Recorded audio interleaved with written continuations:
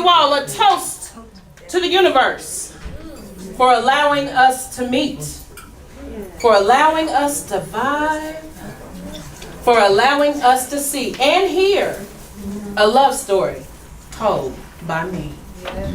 You may snap it. You feel like you won't snap it. Y'all know that famous quote, you got your balls and your word in this world. You don't break them for no one, right? My dad used to love quotes like that. He used to love them, but he would always say them wrong when he get mad.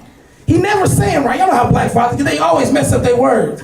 My dad just come in the room after he done called me lying. Hey, you got your mouth in your dick. Don't let him get you fucked up. Don't let him get you fucked up. I'll be in my room, I'll be like, my mouth in my dick. Dad, I'm 7. It's a pee-pee. Mama call it a pee-pee. Every little of Vinny was paid, though billions off your labor was made. And it took this country 250 years to label it a disgrace.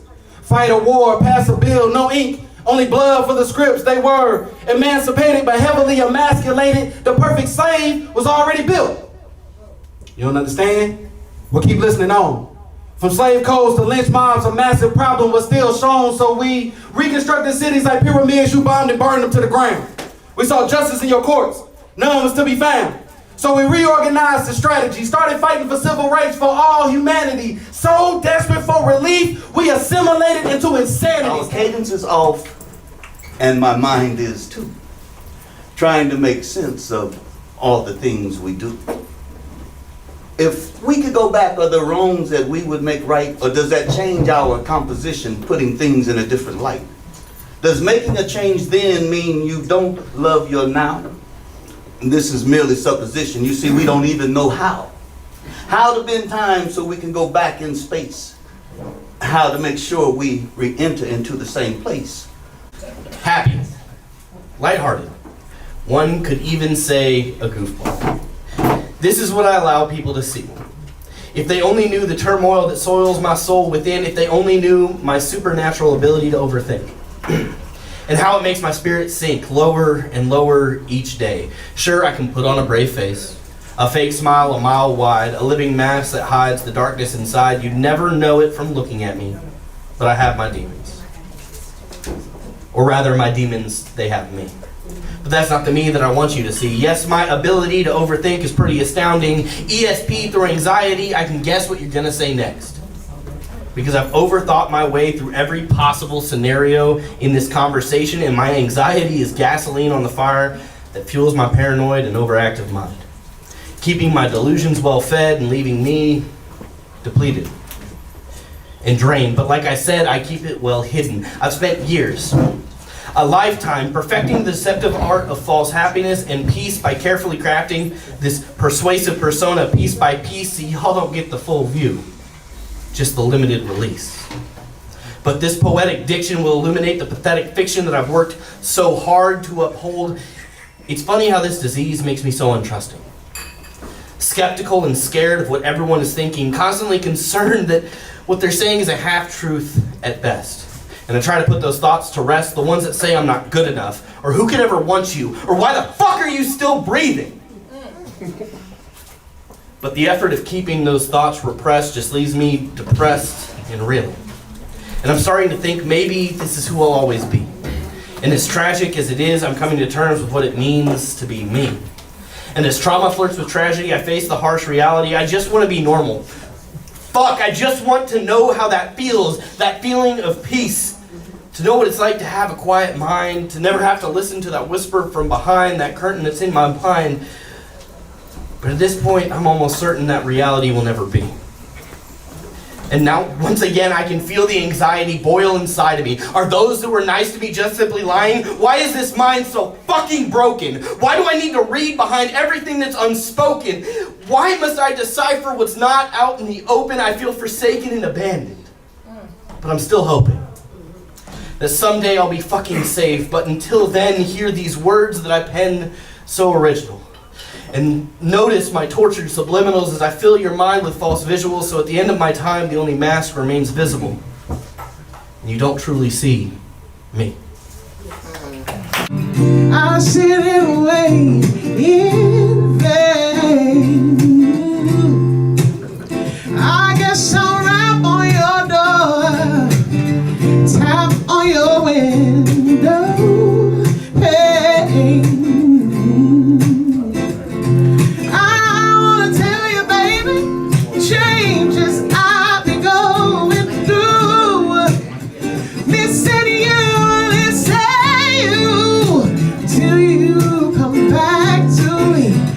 that's what I'm gonna do.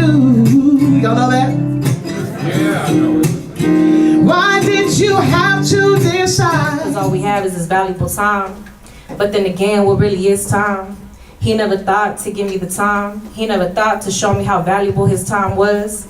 He only wanted me for a short moment, a short piece of his time. Now let me ask you, was that even a valuable moment?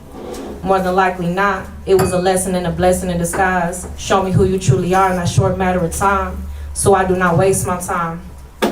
If I would have given you more time, you see, my time really is valuable, and I cherish every moment, even if I only knew you for the moment. Stop pretending to be the pretender. Return that message to the sender. Tell them that you're finally woken, that your inner God has finally spoken. He told you not to be afraid to be black because they feared that. So rise my king, rise my queen. Let's show the world that being black is a beautiful thing. Now there's nothing else for me to say, but I say. See, loving me is all you need to do.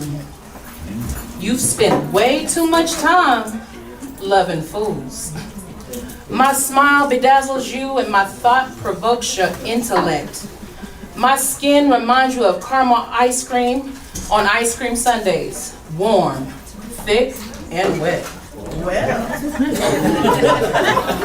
I'm just saying.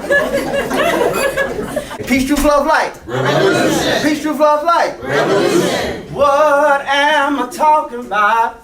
Everybody know what the song's about. They be trying to hide our history, but they know who we are, do you? It seems we feel freedom more than enslavement.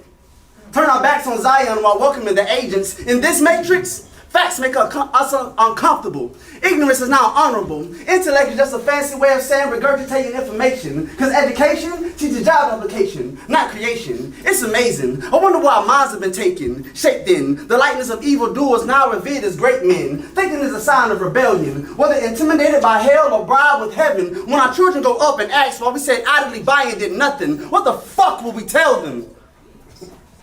But that won't be my cross to bear. My purpose has already been nailed in. Individuality is now doing the same thing slightly differently. Creativity the enemy. Conformity the desired imagery. One for all. Literally. Your perception is formed for you. Knowledge of the height of this deception would floor you. I implore you, read a motherfucking book.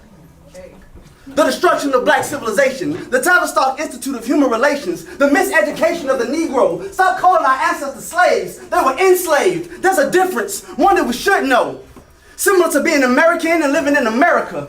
Do you not care enough? Do I care too much? My rage is turning up and I'm running out of fucks. Black bodies been piling up. Your weed ain't loud enough to mask the stench of unjust death, especially for the purposes of organ harvesting. First you shun my rights, then you deny me my oxygen. I can't continue to take this manure. I would take a day off, but I never knew a nigga named Bueller.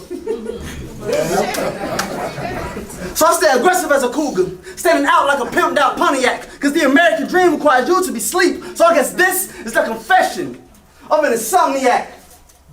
And what if there were no niggas, only master teachers now?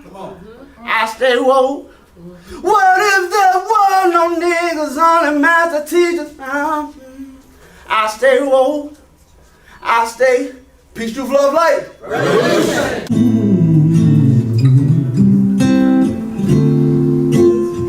You got to be good to me. I'm gonna be good to you.